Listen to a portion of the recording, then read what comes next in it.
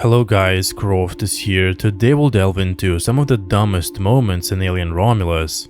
Moments that not only risk ruining the entire movie, but also disrupt the continuity of the franchise because of the implications of these events.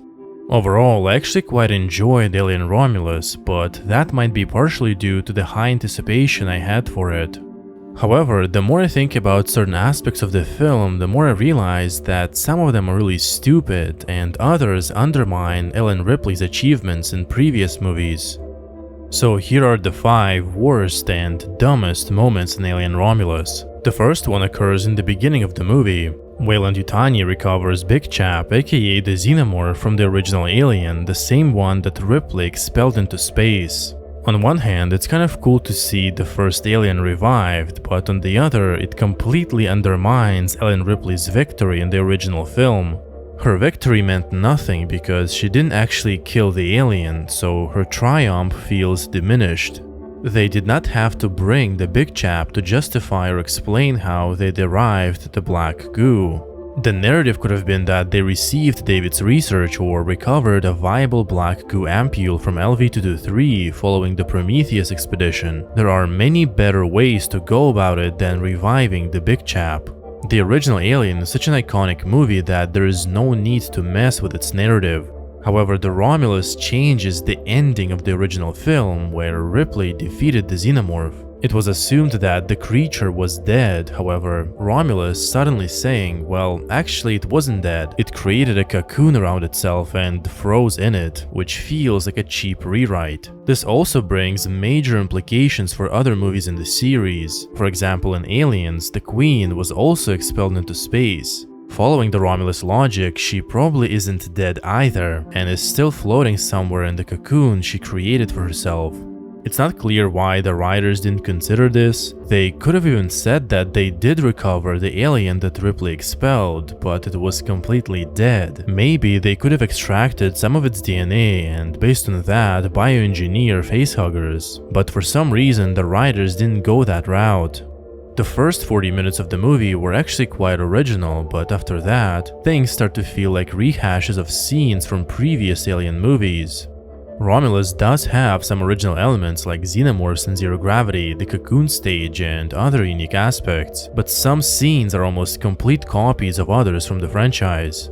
For example, there's a scene where Tyler, Andy, and Bjorn get stuck in a room full of facehuggers.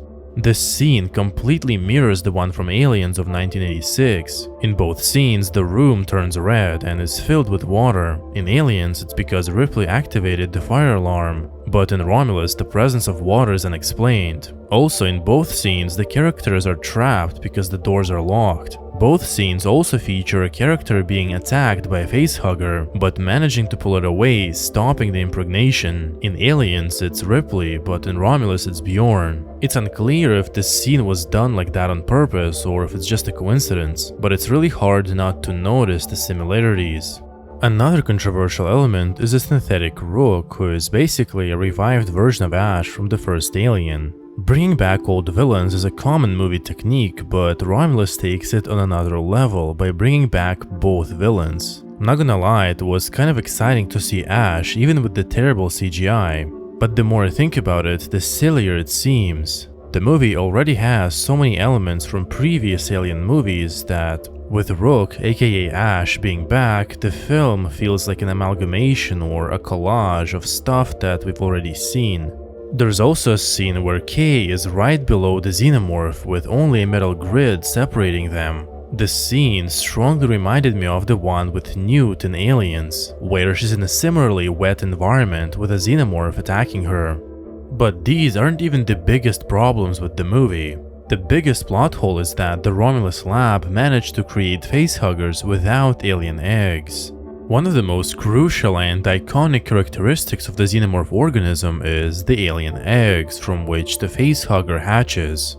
However, in Romulus, the lab somehow bypasses the need for alien eggs completely and incubates facehuggers in these vacuum-sealed bags, which is a pretty significant departure from established alien lore. It's a subtle detail that's easy to overlook, but it fundamentally changes the nature of the xenomorph organism. When Rain and Tyler reach the Romulus lab, Rook explains that he somehow engineered facehuggers straight from the DNA he sampled from the recovered Xenomorph. But the movie doesn't explain exactly how these scientists were able to pull this off. Even David, who experimented with the original engineer's black goo for decades, couldn't just create facehuggers without eggs. Yet somehow the Romulus lab managed to do it in just 170 days, which feels both weird and silly. It's as if they completely skipped the ovomorph stage. This isn't just a plot hole, it's a pretty dumb aspect of the movie. Maybe the production didn't have the resources or the screen time to include the egg stage, but the idea that you can just bioengineer facehuggers, skipping the ovomorphs altogether, undermines the Xenomorph lifecycle. Another strange detail is how the gestation process for Xenomorphs is now much faster than in previous movies. The embryo inside Navarro grows into a chestburster in literally just 5 minutes, compared to several hours in other films, and the chestburster also matures into an adult Xenomorph much faster than we've ever seen before. Another puzzling and silly element is the black goo synthesized in the Romulus lab. The problem is that it's not clearly explained what this liquid is. From what Rook says, it was extracted from facehuggers, and it seems like it's an engineered version of the original black goo. But the exact process of its creation and the similarity to the original substance remain unclear. It's definitely exciting to see the black goo back in the Alien narrative, but the big problem is that it's not explained how they got it, what it actually is, and how it differs from the original black goo. Without this information, it feels like a plot device that can do whatever is convenient for the story, which is pretty lazy writing.